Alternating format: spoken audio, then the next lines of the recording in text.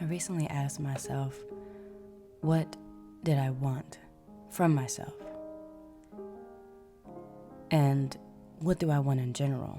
So making a list of my wants and don't wants to prioritize what I do want, meaning refocusing my attention on what I do want. And of all the things I could want, from material, money, whatever it may be, on the top of that list was to believe in myself 100%. And this is what today's motivation is about. Believing in yourself 100%, even when no one else does. Even when you want to doubt yourself. Even when the direction that you're headed in seems really uncertain. You're still able to believe in yourself. But what is the feeling associated with believing in the self? I began to analyze that for myself. I first started with, it feels like confidence. Okay, is confidence a feeling? What does confidence feel like? When I break that down even more, it's like a can-do attitude, meaning a puff of my chest a bit, like I'm holding my spine erect. My chin is up, and I'm saying, you know what, even though I don't know what's happening, I still am confident in myself that I can do it. And that's even to the point of, even if you're not sure you can do it all by yourself, you're still confident enough to ask for help. A lot of times we can see asking for help as a weakness, but it's not. If you're confident enough to admit to yourself, perhaps I could use some outside help on this, you're only doing nothing more but continuing to believe in yourself and your ability to see things through. So what else does it mean to believe in yourself? What other feeling does it judge up for me? So confidence is like, okay, it's a can-do attitude. It's pretty much me feeling good about something, making a decision. Me feeling like even when things are bleak and uncertain, I can still do them. Cool. The next one is just loving myself unconditionally. And so I said, okay, what is the feeling associated with loving myself unconditionally? If we take a moment to think about how we may express love to people that we care about. Let's take a romantic partner, for example. Let's say you want to ensure that they're happy, that they're smiling, that they feel cared for, that a safe space is created for them, that they can talk to you, you're understanding, you want to support them. You see how all these different ways in which we may want to show love and care for others. Now take all those things and apply them to the self. Be understanding of yourself and your fluctuations and your cycles and your expansions throughout life. Be caring to yourself, listening to what you need, to what your body needs, to what your heart is telling you, to what your mind is telling you. Just listening to the small nuances of the self, but also sending it love and care. Even when some of those small little voices or nuances or feelings may be uncomfortable or more rooted in self-shame, you can still take the opportunity to love on yourself through it all. What else? Because if you think about it, if you're in a loving relationship with somebody, they're not always going to be super chipper.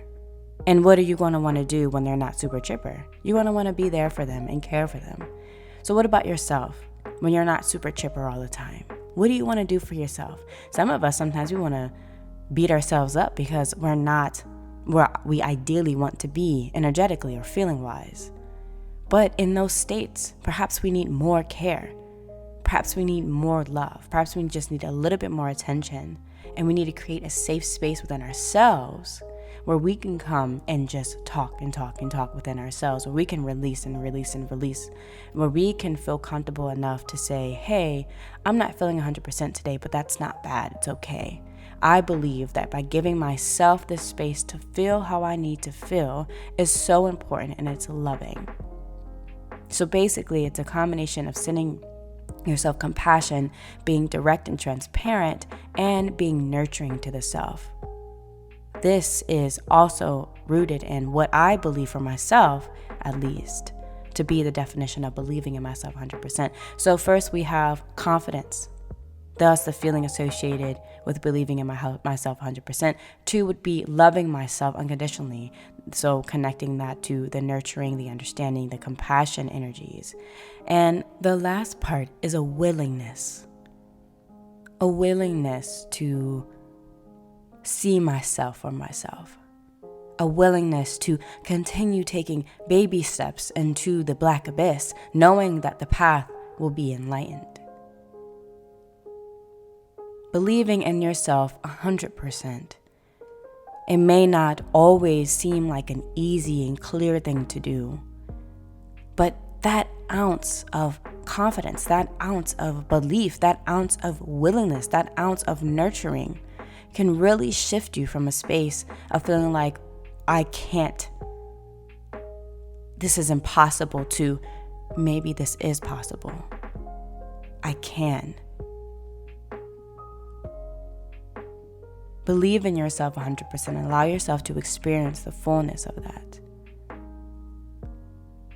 From someone who has gone through cycles of up and down and believing myself and not believing in myself, to finally realizing that one of the biggest lessons I never took forward throughout my life was understanding that deep down inside, I really never did believe in myself fully. So when I write down what do I want and I say I want to 100% believe in myself, no matter what's going on, that really sets the stage for everything else to unfold. It starts here. I have to be my own cheerleader. I have to be my own support system. At the end of the day, yes, there may be a network, there may be people that may help you, but when they all go away, it's just you. It's just you. So imagining if it's just you, who is there for you if it's just you? And if you're not there for you and it's just you, then who's there? You have to be there for you. And it starts with the heart, the mind, and trusting and believing in yourself, and knowing that even if there's a moment where your confidence wavers, where your belief wavers, that you can indeed return to the feelings associated with what it means to believe in yourself. What does it feel to be confident? What is that for you? Define that for yourself. What does it feel to love yourself? What does love feel like? Define that for yourself. What does willingness feel like to you? Think about the sensations that go through your body when you feel these things. Take the time to define. Take the time to list it out and write it out. Take the time to really sit and feel and allow yourself to show up every single day with those sensations, that feeling of confidence, that feeling of love, and that feeling of willingness towards yourself. Do it every day, and you'll go from not believing in yourself, even if you gotta fake it, you'll go from not believing in yourself to realizing that you are indeed what you've always needed.